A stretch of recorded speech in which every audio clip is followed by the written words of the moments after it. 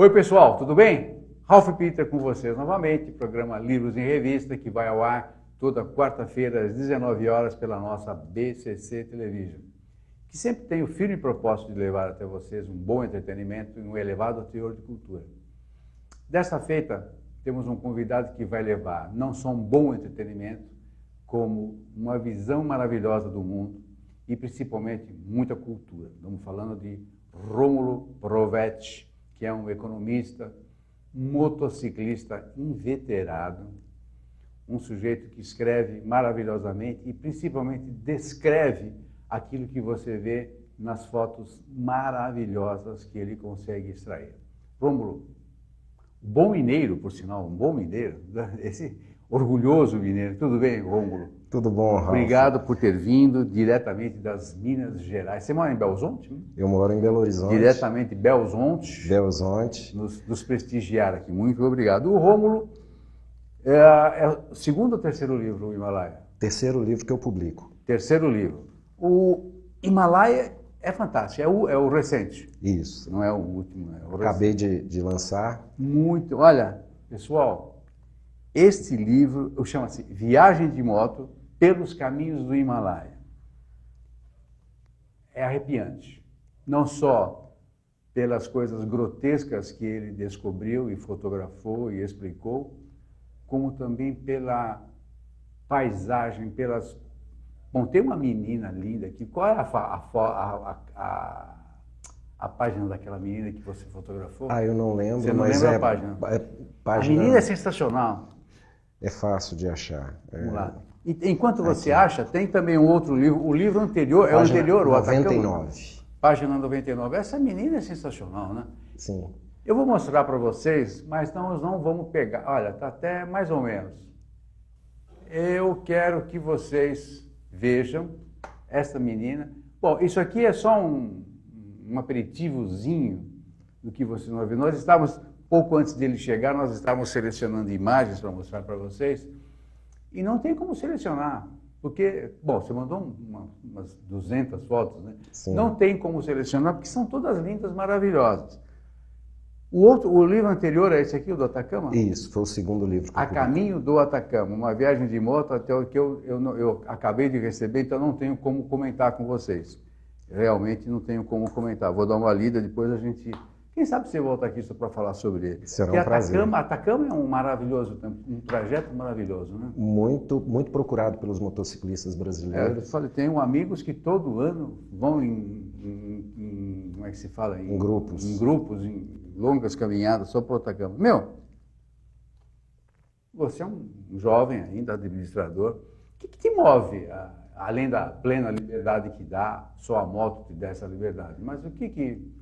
Porque são caminhadas fantásticas, né? Sim.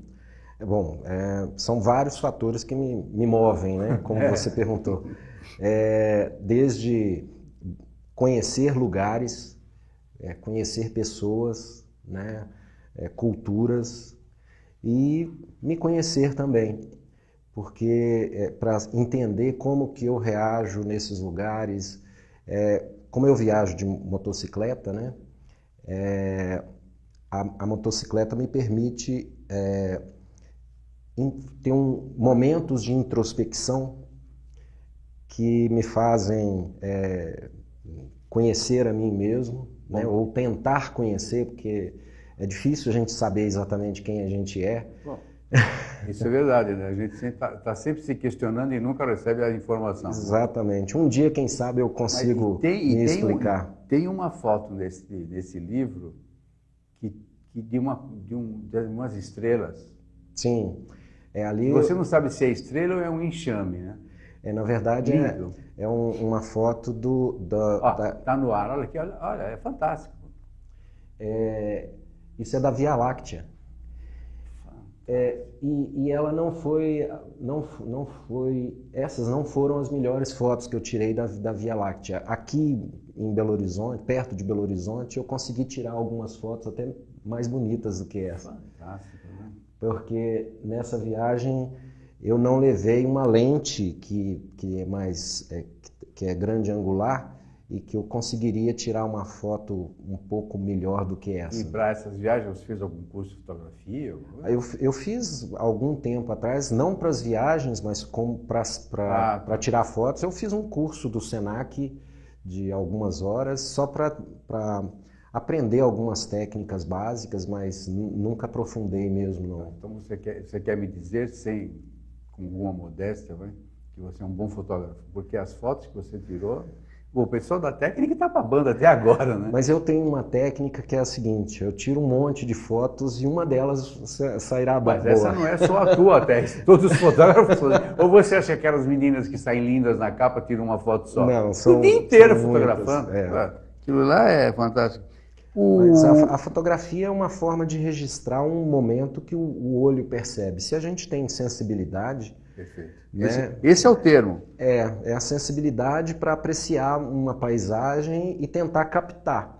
Às vezes a fotografia ela não consegue capturar aquilo que a gente está vendo, né? Porque é a luz que entra nos nossos olhos e é a luz também que entra na câmera fotográfica. Mas nem sempre sai do mesmo jeito ou da forma como a gente queria, né? Da forma que a gente viu, né? Exatamente. Às vezes sai melhor, né? Às vezes sai melhor. Por exemplo, os nossos olhos não conseguem captar aquelas fotos da Via Láctea. Já a câmera, por causa da sensibilidade maior à luz, ela consegue capturar isso. Não, foi fantástico. Você sempre vai sozinho? Bom, eu prefiro ir sozinho. Eu já fiz várias viagens sozinho, ou com no máximo mais um amigo ou um parente, meu filho ou um sobrinho. Mais um louco, né? Na louco verdade, pela liberdade. Né? Tem muita gente que fala que quando lê minhas histórias, meus livros, fala, você é maluco? Na verdade, não. Porque as minhas viagens elas são muito planejadas. Essa é uma coisa a logística de uma viagem. Eu estudo um roteiro, o que pode acontecer, condições climáticas, por exemplo. O que eu chamo de cenários, perfeito, né? Eu analiso os cenários e o clima é um deles. Por exemplo, para essa viagem para o Himalaia, tem uma janela do ano que é possível chegar nas estradas ou passar pelas estradas que nós passamos. Fora dessa janela, as estradas ficam bloqueadas. Por qual motivo? Chuva, neve, gelo. Então, a gente tem que saber exatamente qual que é o período mais adequado, porque na motocicleta a gente está muito exposto ao tempo, né? Às condições climáticas. É muito bom, é ruim em determinado aspecto, porque limita a nossa atuação, né? Dependendo do período do ano, a gente fica limitado. Mas é bom também, porque para quem tem sensibilidade, né? É uma forma de você sentir o meio ambiente. Então, às vezes eu estou pilotando e sinto o cheiro de flores, o cheiro das árvores, né? E de carro com outro tipo de veículo, de locomoção, a gente não tem essa oportunidade. E o Himalaia deve ser um exotismo o tempo todo, né? É exótico do ponto de vista de pessoas, mas ele é grandioso quando se fala de natureza, né? A natureza é grandiosa. Então, em determinados momentos, até como eu disse, que é uma forma até de me conhecer, para saber quão grandiosa é a natureza e quão pequenos somos nós. Sim, perfeito. Né? Sem querer dar uma de profundidade filosófica, é isso mesmo.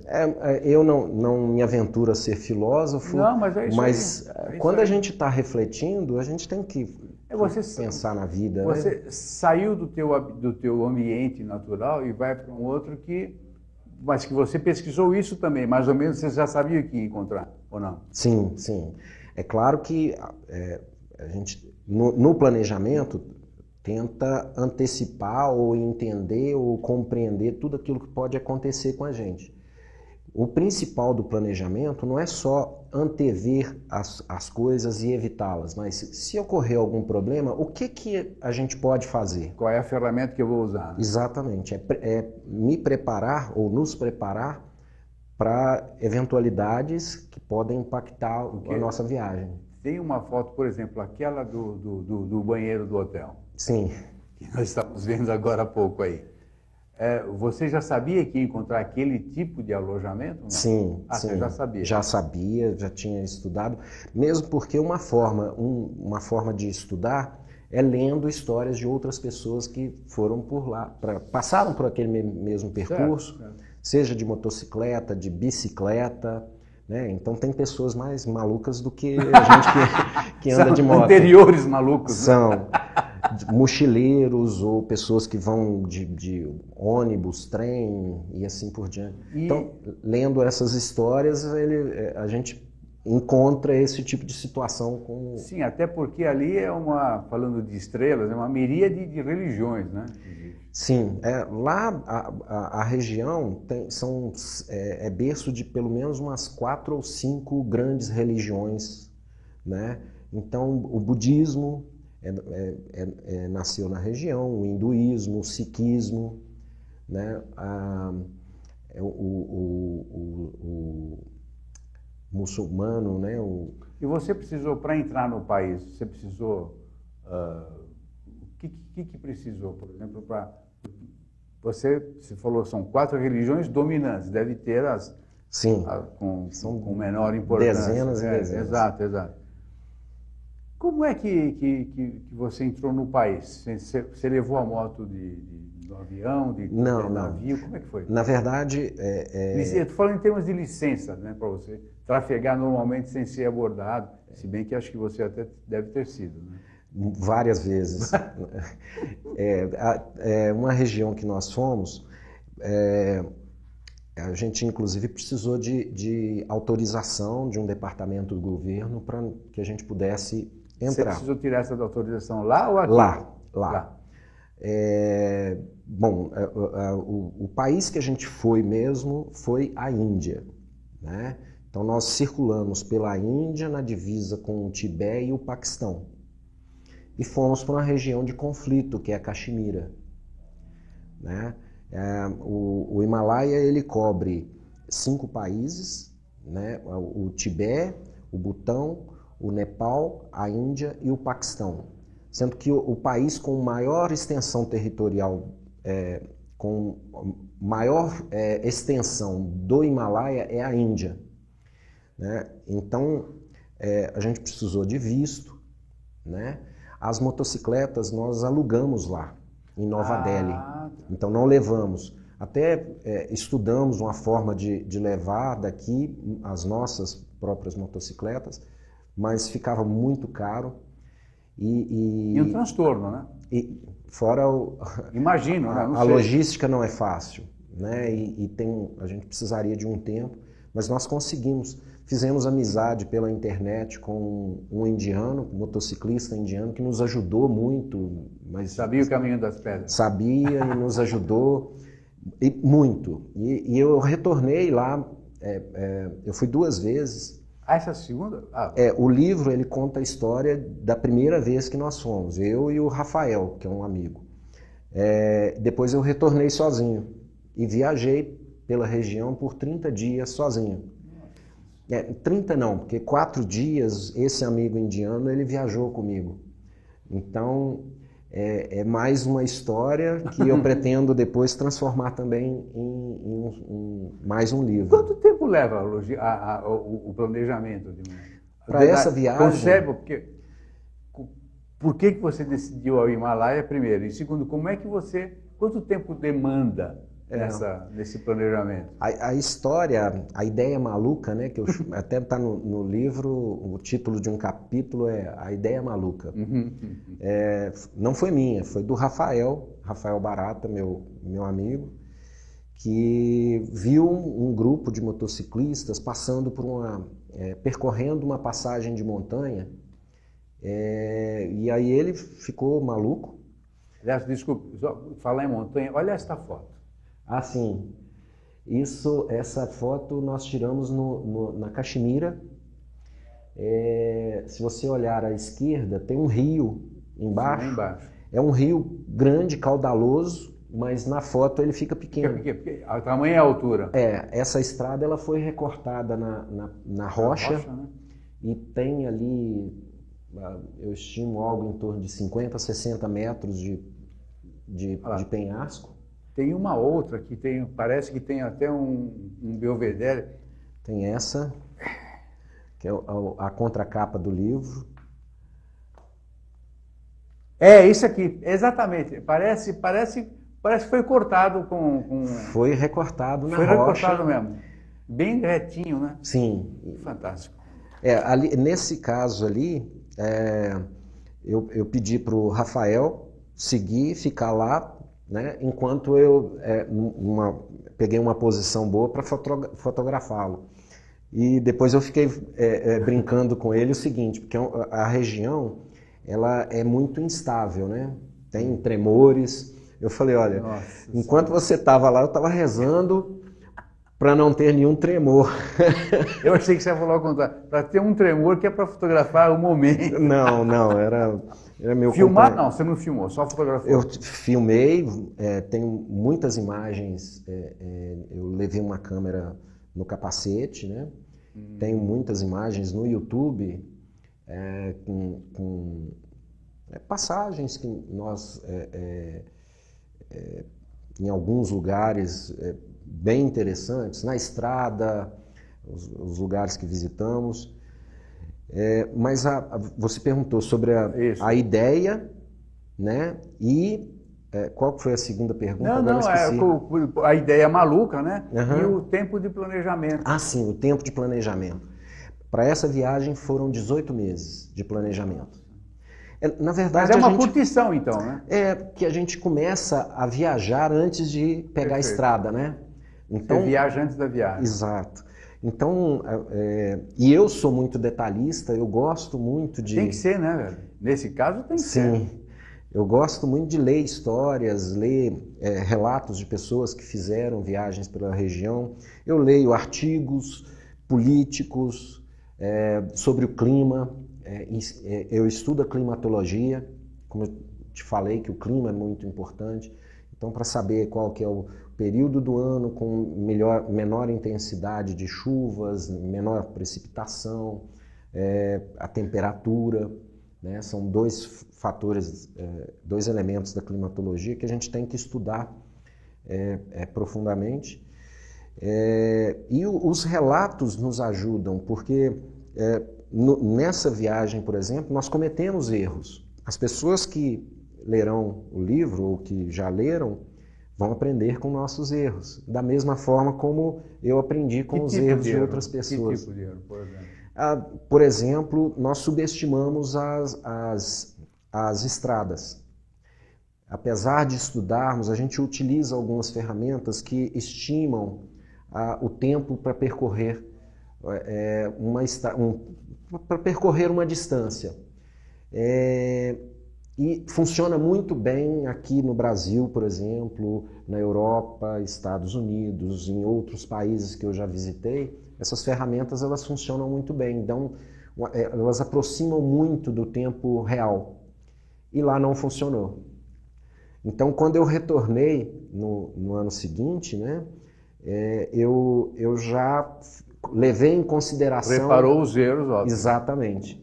Então, isso inclusive nos impediu de chegar numa região que era um dos objetivos da viagem. Nós não conseguimos chegar lá por causa das condições das estradas. E foi o motivo de eu retornar no ano seguinte. E eles têm um exotismo miserável de bom, né? Sim. As cores, eles são muito próximos a nós, particularmente no colorido, né? Na verdade, tudo lá é muito colorido. Muito, né? Muito. As roupas do povo, tanto o povo tibetano, o monge tibetano, por exemplo, ele usa um vermelho escuro, vinho. Um carmim bem forte, mas os ambientes, né, dos monastérios, eles são muito coloridos, de dourado, de amarelo, de verde, azul, vermelho. O indiano, ele usa todas as cores na roupa, principalmente a mulher. E um detalhe interessante, Ralph, eu gosto de fotografar, né? Você viu aí. E fotografa muito bem. Obrigado. E eu tentei tirar muitas fotos de pessoas. No livro tem, assim, 1/10 das fotos de pessoas que eu gostei, mas como tem uma limitação de espaço, né? Quando eu chegava num determinado local e via uma pessoa interessante que eu queria tirar foto, eu pedia a autorização. O homem da região, o indiano, o pessoal das montanhas também, né? O homem, ele se oferece para tirar foto, a mulher esconde. Olha. A maior parte, então várias eu chegava próximo, perguntava se podia tirar foto e elas escondiam o rosto, falando não. Mas o homem, inclusive, eu sem pedir, ele oferecia. É mais vaidoso. Ou menos medroso, né? Ele queria aparecer, né? Ele é muito solícito, quer ajudar, da forma dele, mas ele é... Talvez se você estivesse com uma mulher, ela permitisse. Não sei dizer. Não sei se é por isso, mas várias vezes as pessoas, inclusive... Eu tive caso de uma senhora fechar o portão na minha cara quando eu perguntei se podia tirar uma foto. E você se manifestava naturalmente em inglês ou você aprendeu um pouquinho? Não, só em inglês. Só em inglês mesmo. Várias pessoas não falam, né? Várias dessas pessoas que permitiram, inclusive, tirar a foto... Vai para a mímica mesmo. Pelos sinais. Mas o inglês é o básico mesmo. E grana? Como é que se virou com grana? Eu levei dinheiro, levei dólar e troquei por rúpias. Rúpias, né? Uma viagem dessa, ela é muito barata. Isso que me impressionou. E quando você escreveu isso, falei, pô, como é que pode uma viagem barata? Você vai para a Índia, pô? Sim. Quanto tempo leva daqui? Você foi de avião, naturalmente. Sim. Quanto tempo daqui até a Índia? Há umas 17 horas, sem contar as escalas, né? Puxa vida. Nessa primeira viagem eu fiz escala em Dubai e depois pousei em Nova Delhi. Na segunda vez eu fui por Abu Dhabi. Mas eu até pelo fato de fazer o planejamento com antecedência, começar a planejar com antecedência, nós conseguimos, tanto para essa viagem quanto para a viagem que eu fiz no ano seguinte, nós conseguimos preços muito baixos de passagens aéreas, porque ficamos acompanhando promoções, então conseguimos pegar um período em que as companhias aéreas fazem promoções. Então a gente estudou, inclusive. É mais uma dica que você está dando. Então, essa primeira viagem, por exemplo, cada um gastou $2.000. Você está brincando? Incluindo comida, tudo? Passagem aérea, hospedagem, alimentação, aluguel das motos, gasolina. Como é que se virou com comida? Que tipo de diferencial você encontrou? Olha, aqui tudo lá é diferente, né? Sim, muito diferente. A comida, de um modo geral, exceto na região da Caxemira, que eles gostam que é uma região muçulmana e que eles comem cordeiro, né? Carneiro. O restante dos lugares que nós passamos, a maioria das pessoas são vegetarianas ou veganas, né? Tá. Então, agora a comida, de um modo geral, ela é muito apimentada, muito condimentada, na verdade. Pimenta é só um dos elementos. Então, o paladar, o nosso paladar normal aqui, ele não nos fez passar um certo aperto com a comida. No princípio, né? Depois... um monte de pão, né? Pão é tranquilo. Pois é, tem um pão indiano que chama paranta, ou pranta, parata, dependendo da região, que é um pão indiano, sem fermento, com muita manteiga e que ele tem os recheios assim de queijo, cebola, batata, e não é condimentado. E alimenta muito bem. E nós nos baseamos nesse pão para comer. Eu imagino. Mas experimentamos de tudo. Mas a gente saiu daqui com uma regra. Cozido, frito, assado. Evitar cru. Água só mineral. Até porque, essa é uma coisa que eu ia te perguntar, você não tomou banho nos rios lá, né? Não. Em um local lá... Aquele rio lá famoso, como é que é? Tanger. Isso. Não tomamos... Chegamos a molhar em cachoeiras de águas que desciam das montanhas. Mas é água corrente, né? Águas muito limpas, e mesmo assim a gente ficou com receio de beber água.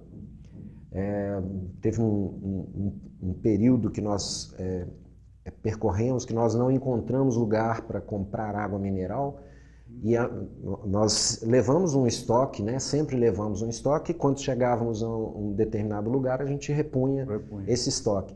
E aí a água acabou, e não encontramos lugar para comprar água, e aí nós tivemos que beber água de uma cachoeira. Morremos de medo, porque a gente não vê o alto das montanhas de onde a água vem, né? Mas é água corrente, presume-se que... Né? Mas mesmo a água corrente, ela pode conter algumas bactérias que o nosso organismo não está preparado. Para eles, né? Não diz a mínima, né? Exatamente. E animais? Algum animal diferente que você viu? Que eles convivem com animal assim, e animais até, para nós, peçonhentos, né? Macacos. Tinha uns macacos assim de 50 centímetros mais ou menos, que espalhado nas estradas. Tem uma cidade que nós somos, que foi Agra, onde fica o Taj Mahal, que a gente passava e tinha macacos no alto dos muros, das casas. E eles aprontam um bocado, né? E na estrada também. Então, a gente tinha, inclusive, que tomar muito cuidado, porque a gente chegava próximo e esperava eles saírem, a gente buzinava para eles saírem, para a gente poder passar. E a prioridade é eles, né? Sim. A prioridade é o animal. Eles respeitam muito os animais, né? Então tem as vacas, né? A vaca, eles respeitam muito a vaca e consideram um animal sagrado, o hindu, né? Porque é um animal que fornece o alimento, que é através do leite. Eles não comem a carne de forma alguma, mas tomam o leite. Eles utilizam o estrume para adubar a plantação, a urina. Quando o animal morre, eles aproveitam os restos para o couro, a unha. Mas só quando morrem naturalmente. Naturalmente. Eles não abatem. Eles não matam e não utilizam a carne. Tem uma foto que você inseriu no livro, que é um camelo ao lado de um veículo, uma boa. Então... Sim. Então, isso foi na fronteira com o Paquistão. Tinha um camelo andando na estrada, simplesmente boa, né? Como se fosse um cachorro, um cão, anda aqui no Brasil. Para encerrar, tá? Nós estamos infelizmente... Já? Pois é, uma pena mesmo. Bom, pessoal, vocês não podem deixar de comprar este livro, ou vai numa livraria, ou numa biblioteca, porque já deve ter na biblioteca disponível. Olha, é fantástico, imperdível na realidade, não só pelos relatos, mas como pela sensibilidade fotográfica. Ele disse que não é profissional, mas eu particularmente duvido. São fotos raríssimas, que olha, tem uma de um rio que tem umas pedras, e tem uma pedra na frente que é amarela. Parece que você colocou aquela pedra lá. Muito bonito. Intencional. Pois é, parece um quadro mesmo. Escuta, essa aí que está aqui, a Luciana colocou. Parece um quadro, gente. E essa pedra amarela aí parece que você colocou especialmente para tirar essa foto. Não, mas Ou é Photoshop? Ela é grande, é uma pedra grande. de uma tonalidade diferente, né? Até Teve combinando teve muito tempo de exposição para você tirar essa foto? Não, essa foi uma foto rápida. Foi rápido? Foi E eu, rápida. do alto do meu conhecimento, falei para eles, isso aqui deve ter tido uns 5 minutos de exposição e tal. Não, na verdade ali... Como eu sou ignorante. Nós chegamos numa cidade, o Rafael, nós passamos por um buraco na estrada e os raios da roda traseira da moto do Rafael quebraram, alguns raios. Aí nós conseguimos chegar nessa cidade e conseguimos uma pessoa para consertar. E enquanto ele estava consertando, eu fui andando assim pelo... Foi nessa oficina que você consertou? Exatamente. Eu fui andando na rua e até o Rafael foi na frente e aí tinha uma região muito suja, mas nós fomos assim mesmo. Isso é um pleonasmo lá, né? Sujo para nós, né? Não, mas ali era mais sujo. Mas aí, desviando assim de coisas no chão, né?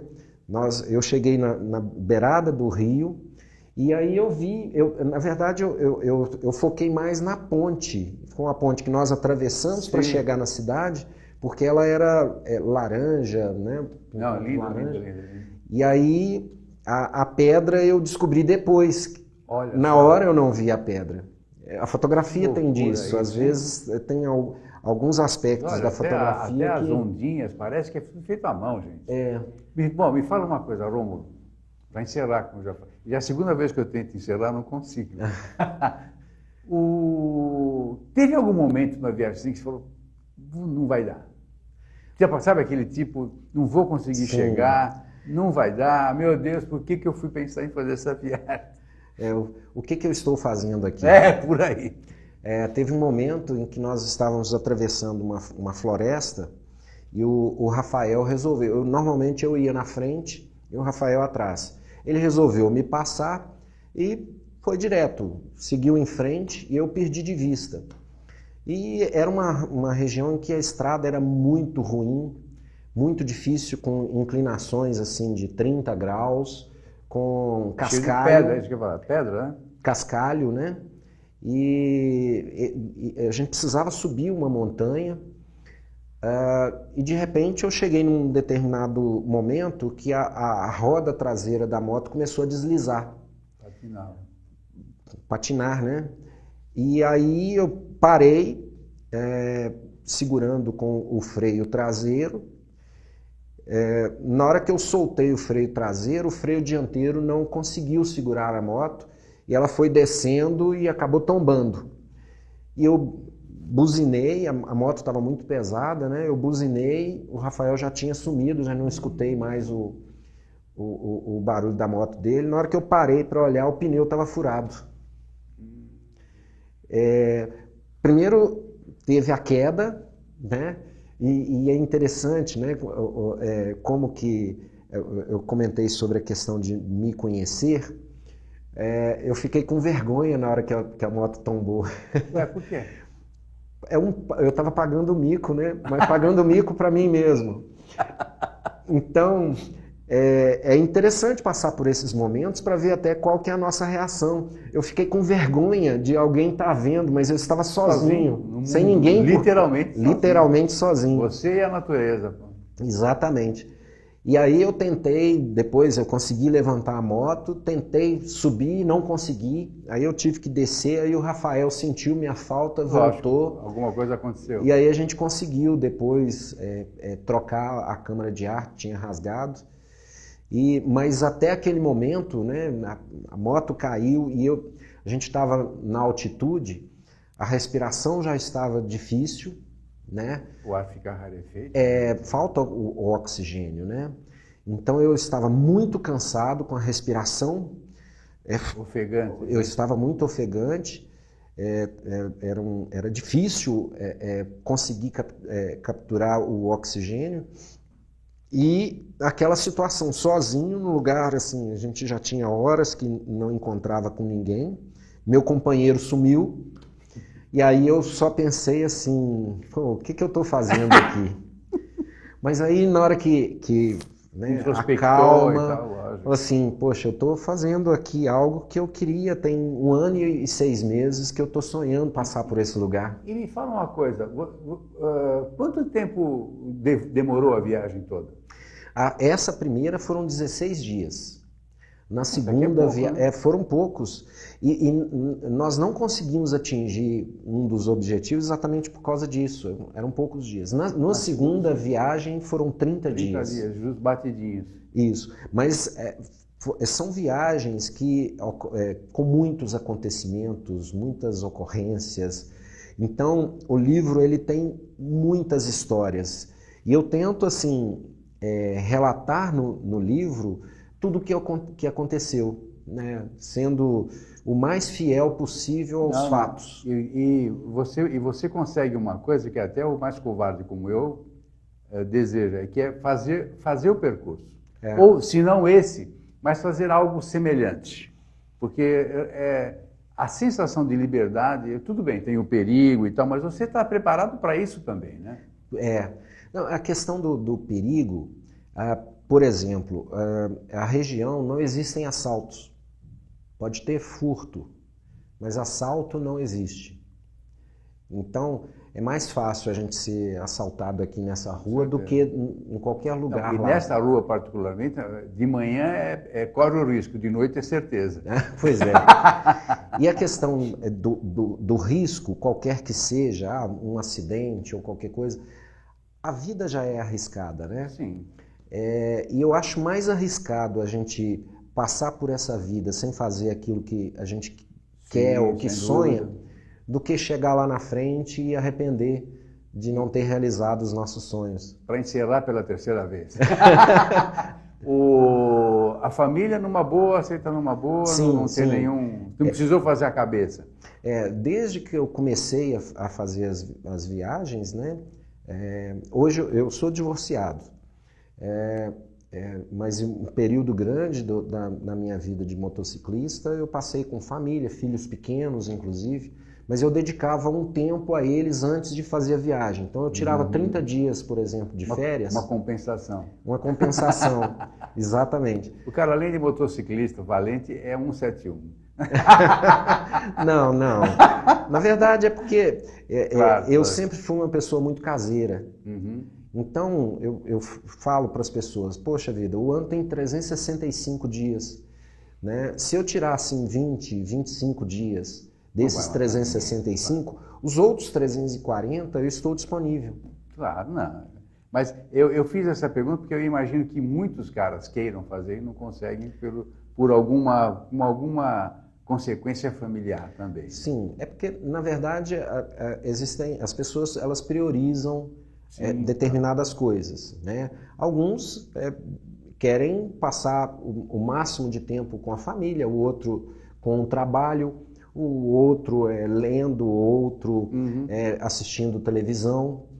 No meu caso, minha prioridade é conhecer as pessoas, conhecer o mundo, conhecer paisagens e trazer experiência e compartilhar com outras pessoas, né? E eu desejo que as forças benfazejas do universo te mantenham assim, porque este ímpeto, essa coragem, e estoicismo também, né? Só vão te fazer bem. Sim. E eu espero que você não fique só nesses 3 livrinhos aí. Eu já tenho um pronto, Ótimo. Quase pronto, e já tenho um projeto para fazer o Himalaia 2. Portas da casa e as janelas também vão estar sempre abertas para você. Venha lançar o livro aqui. Claro, ok? Com certeza. Pessoal, agora eu vou encerrar mesmo, né? Tá bom. Não tem choro nem vela aqui, vou encerrar mesmo. Pessoal, nós conversamos com essa figura simpática, um sujeito brilhante, com uma sensibilidade ímpar, Rômulo Provetti, que trouxe ao mundo viagem de moto. Viagem de moto pelos caminhos do Himalaia, tem também o caminho do... Qual é o primeiro? O primeiro foi A Caminho do Céu. Caminho do Céu. Esse. Muito pretensioso. A Caminho do Céu, mas esse já está esgotado. Hoje só se consegue através de e-book. Puxa vida. Bom, meu caro, muito obrigado mesmo, muitas felicidades. Rômulo Provetti está à disposição em todos os canais que vão estar estampados aí na tela. Valeu? Pessoal, Obrigadíssimo. Pessoal da técnica, nem se fala, ótimos, agradeço muito. Maria Estela Guedes, que através do site www nos insere no universo lusófono. Portugal, Lisboa, Portugal, Espanha e vai por aí. Você vai ser visto lá. Oh, okay? Muito bem, eu adoro Portugal e Espanha. Bem-vindo ao clube. Pessoal, até a próxima. Tchau, tchau.